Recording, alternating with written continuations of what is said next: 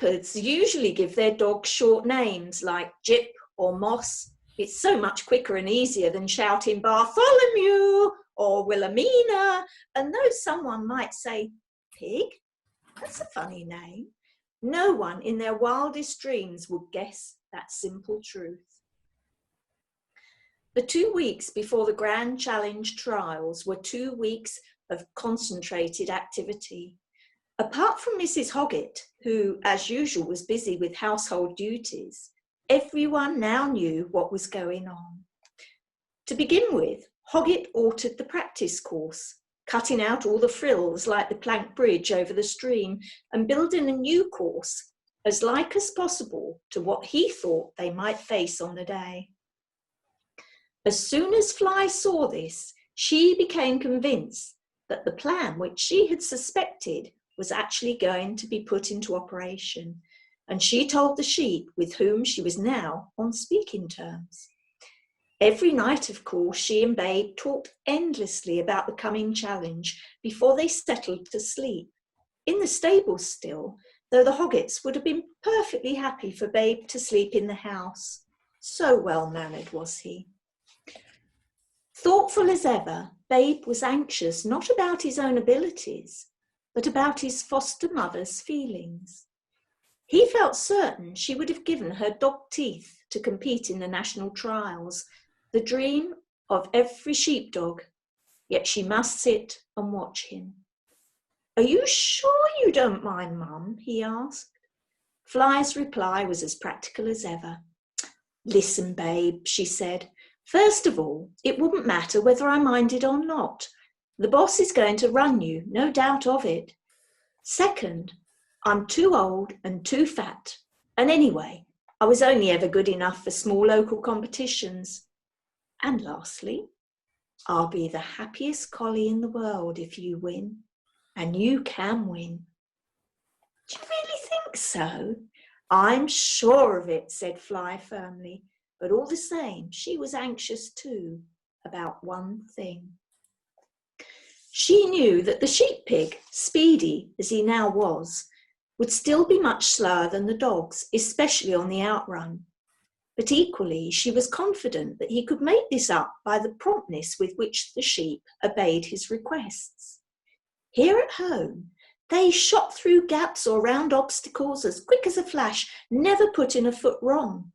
The ones to be shed nipped out of the ring like lightning, and at the final penning, they popped in the instant that the boss opened the gate.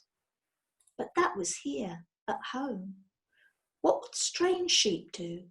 How would they react to Babe? Would he be able to communicate with them in time? For there would be none to waste. She determined to ask the flock, and one evening when Babe and the boss were watching television, she trotted off up the hill. Since that first time when she had been forced to speak civilly to them, they no longer cried wolf at her, and now they gathered round attentively at her first words that were carefully polite. "Good evening," said Fly. "I wonder if you could be kind enough to help me. I've a little problem." And she explained it, speaking slowly and carefully. "For sheep are stupid," she said to herself. "Nobody will ever persuade me otherwise. You see what I mean?" she finished. "There they'll be, these strange sheep, and I'm sure they'll do what he tells them, asks them, I mean, eventually. But it'll all take time explaining things. The last creature they'll be expecting to see is a pig, and they might just bolt at the sight of him before he even gets a chance to speak to them." "Password," said several voices. "What do you mean?" Fly said. "Password, password, password," said many voices now, speaking slowly and carefully, for wolves are stupid, they said to themselves. "Nobody will ever persuade us otherwise." "What's our Babe got to do," said one, "is to learn what all of us learned when we was little lambs." "'Tis the saying, see," said another, "as lambs do larn at their mother's hocks. And then wherever we do go, to market or to another farm, we won't never come to no harm, so long as we do say the password. And if our babe do say it to they, why then, they won't never run away. Fly felt her patience slipping, but she controlled herself, knowing how important this information could be. Please, she said quietly, please, will you tell me the password? For a long moment, the flock stood silent, the only movement a turning of heads as they looked at one another. Fly could sense that they were nerving themselves to tell this age-old secret, to give away to a wolf of all things this treasured countersign. Then, "'Tis for babe," someone said. "'Tis for his sake." "Ah," they all said softly. "Ah." And then with one voice they began to intone. I may be ewe, I may be ram, I may be mutton, maybe lamb, but on the hoof or on the hook, I bain't so stupid as I look. Then, by general consent, they began to move away, grazing as they went. "Is that it?" called Fly after them. "Is that the password?" And the murmur came back. "Ah." "But what does it all mean, Mum?" said Babe that night when she told him. "All that stuff about I may be you, and other words I don't understand. It doesn't make sense to me." "That doesn't matter, dear," said Fly. "You just get it off by heart. It may make all the difference on the day." Chapter 11. Today is the day. The day, when it dawned, was just that little bit too bright. On the opposite side of the valley, the trees and houses and haystacks stood out clearly against the background in that three-dimensional way that means rain later. Farmer Hoggett came out and sniffed the air and looked around. Then he went inside again to fetch waterproof clothing. Fly knew the moment that she set eyes on the boss that this was the day. Dogs have lived so long with humans that they know what's going to happen, sometimes even before their owners do. She woke Babe. "Today," she said. "Today what, Mum?" said Babe sleepily. "Today is the day of the Grand Challenge Sheepdog Trials," said Fly proudly, "which you, dear," she added in a confident voice, "are going to win.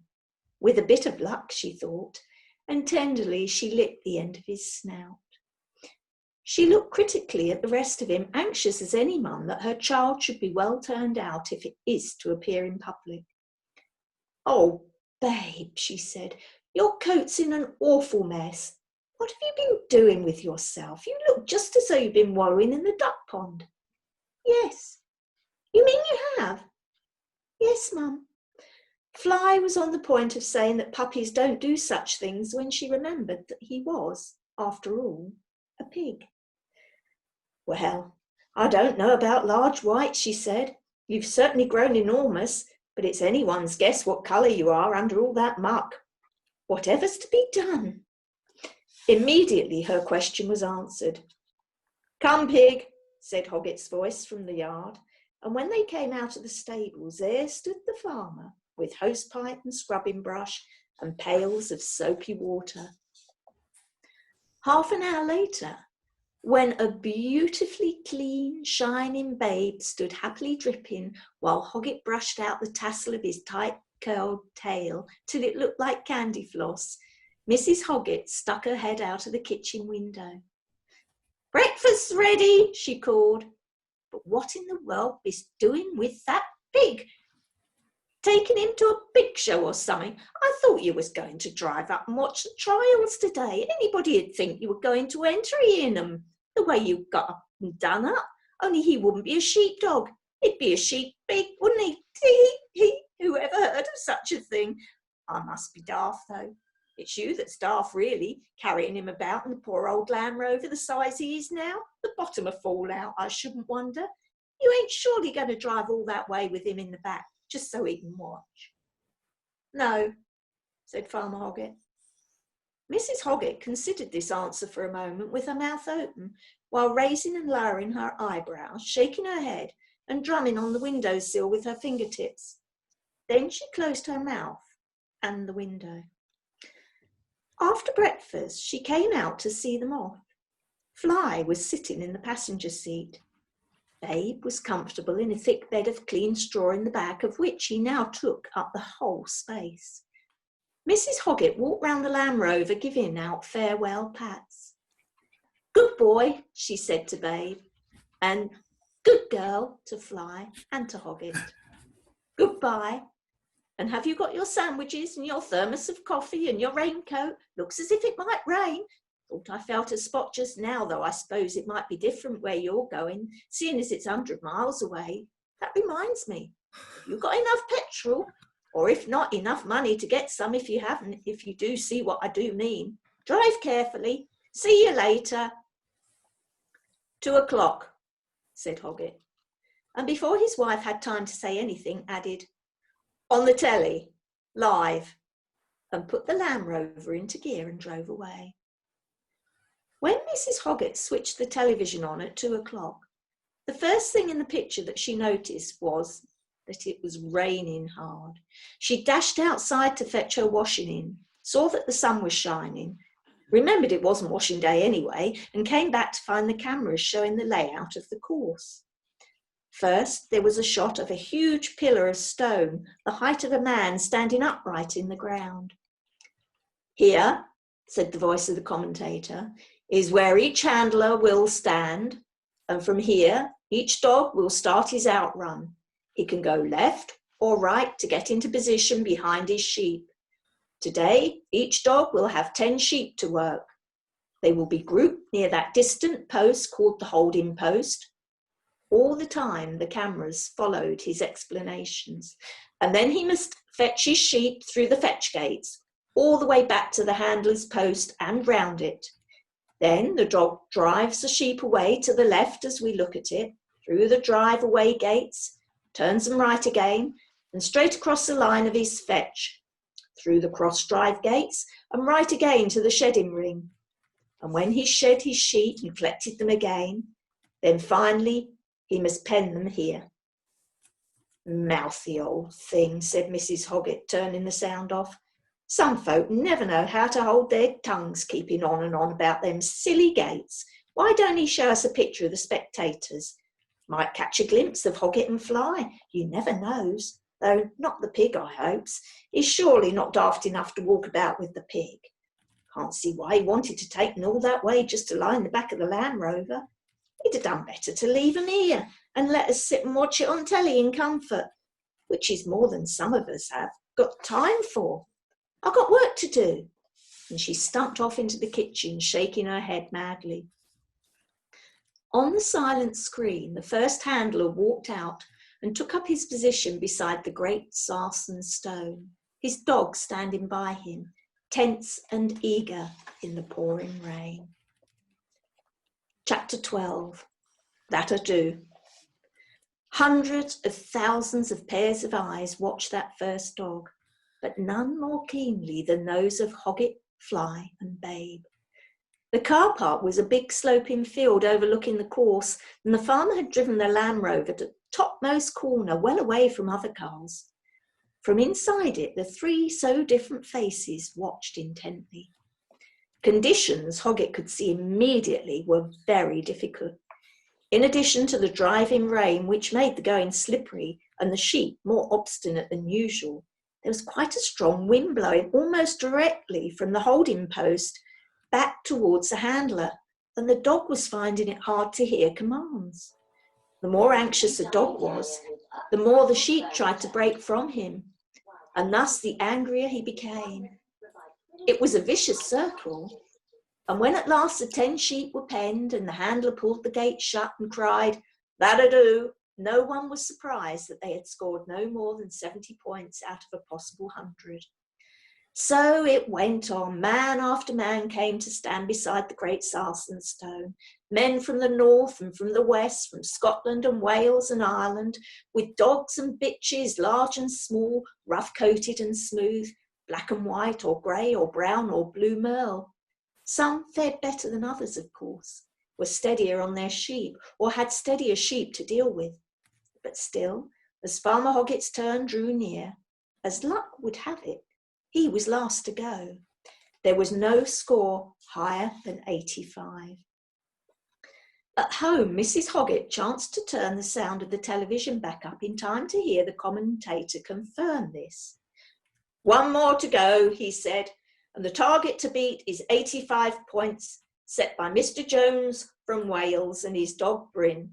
A very creditable total considering the appalling weather conditions we have up here today. It's very difficult to see that score being beaten, but here comes the last competitor to try and do just that." And suddenly there appeared on the screen before Mrs. Hoggett's astonished eyes the tall, long, striding figure of her husband walking out towards a great stone with Tubby Old Fly at his heels.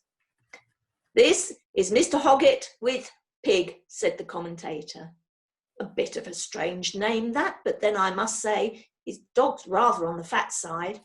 Hello, he's sending the dog back. What on earth? Oh, good heavens, will you look at that?" And as Mrs. Hoggett and hundreds of thousands of other viewers looked, they saw Fly go trotting back towards the car park. And from it, cantering through the never-ending rain, came the long, lean, beautifully clean figure of a large, white pig. Straight to Hoggett's side ran Babe and stood like a statue, his great ears fanned, his little eyes fixed upon the distant sheep. At home, Mrs. Hoggett's mouth opened wide, but for once no sound came from it.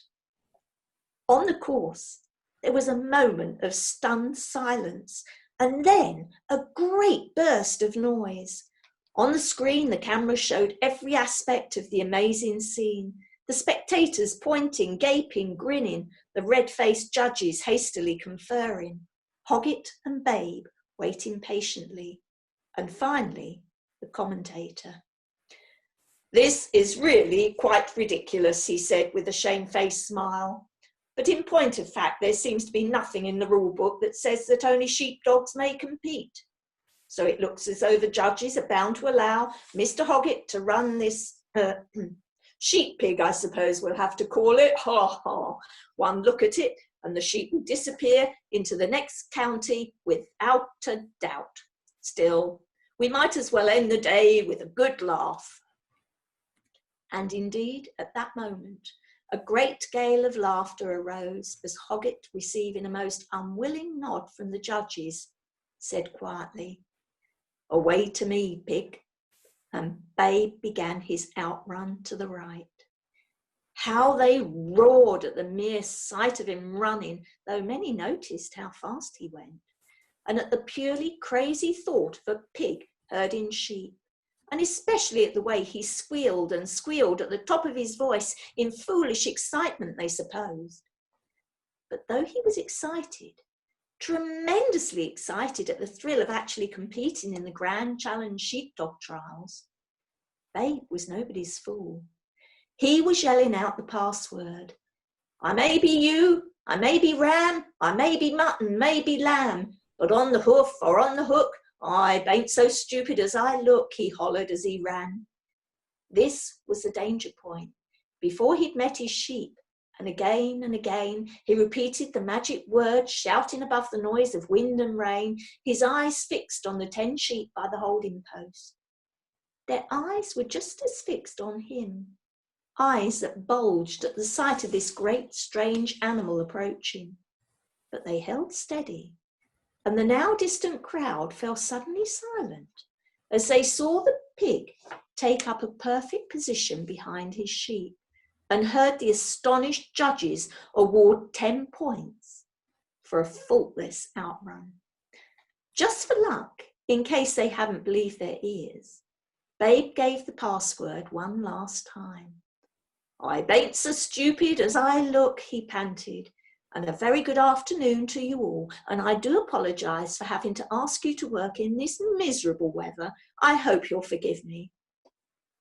At once, as he hoped, there was a positive babble of voices. "Fancy him knowing the password! What lovely manners! Not like the nasty wolves. What do you want us to do, young master?"